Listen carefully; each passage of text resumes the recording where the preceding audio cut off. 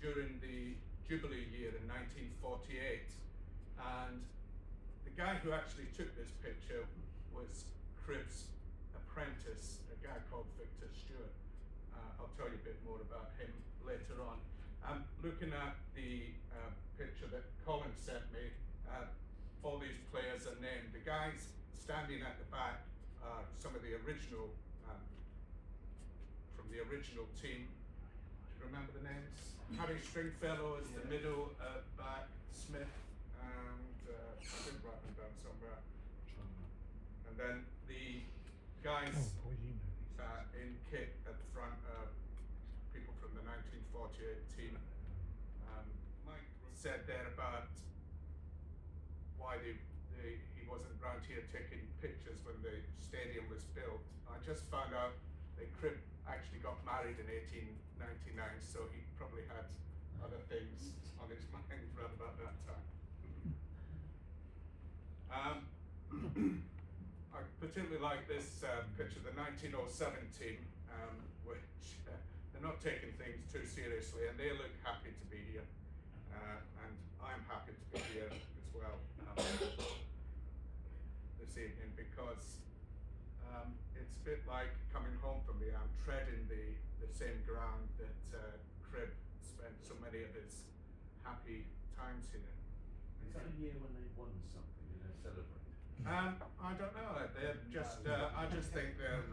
It just goes against the conventions, because everybody in these Edwardian, Victorian photographs all tend to be quite pale-faced and serious. He was quite He turned his camera on the crowd, and he took these just really engaging sort of images of the supporters, and it's a technique he used in these launches of ships in the dockyard as well, which you'll see a little bit later on. So I like the hoarding up there. You can just see twice nightly on there.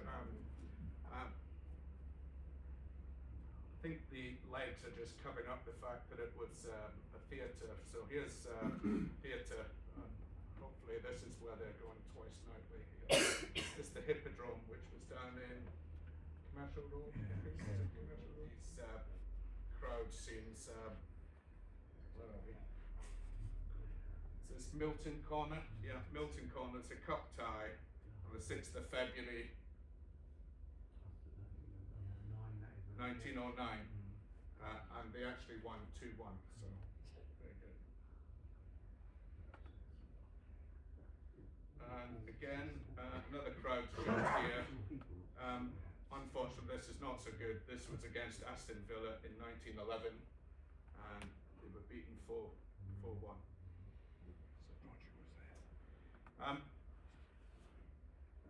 This is a bit of a mystery image for me. This photograph was taken at a fundraising event held here at Fratton Park in 1922. And I've told Michael that there is quite a long clip of film footage of this online on the Pathé News archive.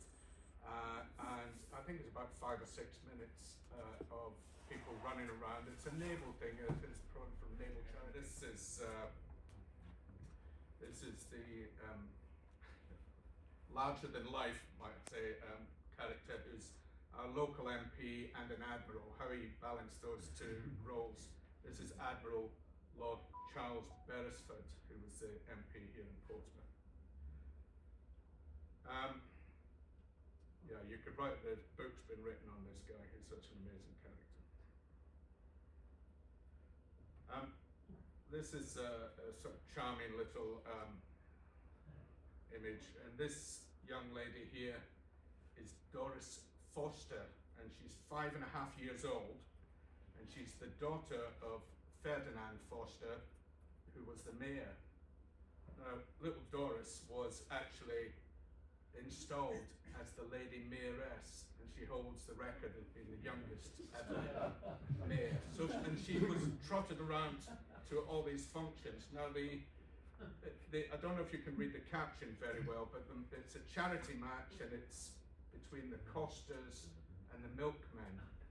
Costas is an old-fashioned word for a greengrocer, so you would have, so you've got a charity match here. Now, I didn't originally think that that was Fratton Park until I then saw another image where it's showing Miss Doris Foster arriving at Fratton Park.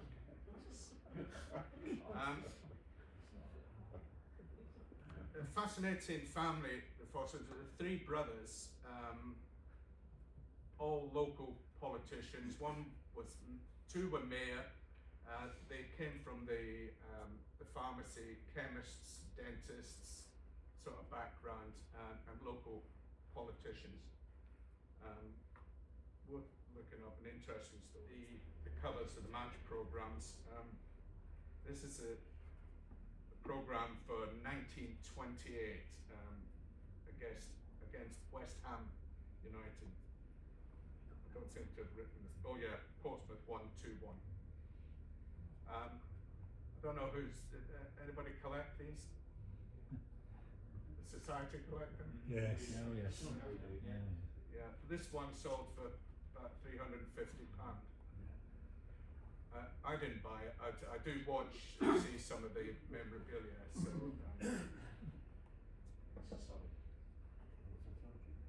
Stephen Cribb was obviously the official photographer and of the club, but because my correspondence with the chairman here, I now know that Sydney Leverett was awarded the Silver Medal of the Royal Humane Society for attempting to save another diver while they were both involved in a dive on a wreck of a torpedo boat. And as a diver, as a former diver myself, I've read the details. It's absolutely harrowing, and it's quite a feat of endurance, and he certainly deserved his family. And this guy is the chairman of the FA, Lord Athlone. Obviously beating Wolves 4-1 in the cup final. I think this may be a lantern slide, which is why it's not really that clear. It took me a while to work out what was going on in this picture, because it says the Lucky Spats, and the manager, Jack Tins, always wore these spats. For those that don't know spats, it's a contraction of spatter guards that he used to wear around the shoes. It's kind of old-fashioned shoe accessory, and apparently he wore them to every game through every cup tie and including the final. I was amused to read in there that they were saying that the current success of the club was credited to the guidance of Cribb and his fellow directors. They would say that, wouldn't they? Right, so let's have a couple of team pictures. This is one of mine, actually. It's a terrible picture. It's not very clear, but the reason I put it there is it's been purchased by a Fulham fan at the match. Let's have a look when it was. But what astounded me is when on the other side of it, it's a complete match report on the back of this postcard. Look at that writing. It's absolutely astonishing. I can send a copy up for the Now, this is a question to test the historians. This photograph is the boys' band of the training ship Mercury down on the Hamble River. And I would award a gold star if anybody can tell me, apart from the fact that Cribb actually took this photograph, what the connection is with Portsmouth Football Club. C.B. Fry? Well done. Exactly. Apparently the greatest sportsmen that ever lived. Yeah. Charles Burgess Fry, forgive me his full name, but always known as C.B. Fry, he was the director of the training ship Mercury down on the Hamble. So he played for Portsmouth as an amateur about 3 times, and then I think he'd been with Southampton, came to Portsmouth, and then he, because of injury, he retired. Have you got some? So I highly recommend it if you're that way inclined. They say for every in every talk you should have a bit of a joke or a funny anecdote. So this is mine, and this is a cartoon by a naval officer called Edward Gerald Oakley Butler, which appeared in the Bystander magazine. Now, Stephen Cribb has lifted this cartoon, and you see Cribb's name in the bottom left-hand corner, and the artist's name on the right-hand corner. So I'm hoping that he had permission, but you never know. So, from his grandson, I love the quiff here. And Stephen Cribb started working in 1893 as an apprentice under the guidance and training of a guy called Ernest Hopkins. I don't know a great deal about Ernest Hopkins, but in 1893, just to give you some context, this is more death and disaster, I'm afraid, was the year that the 2 battleships collided in the Mediterranean with the loss of 350 odd sailors. Cribb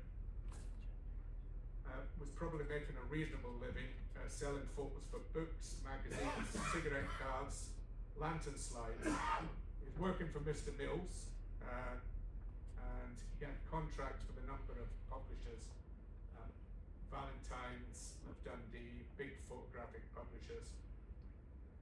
But in 1898, what happens?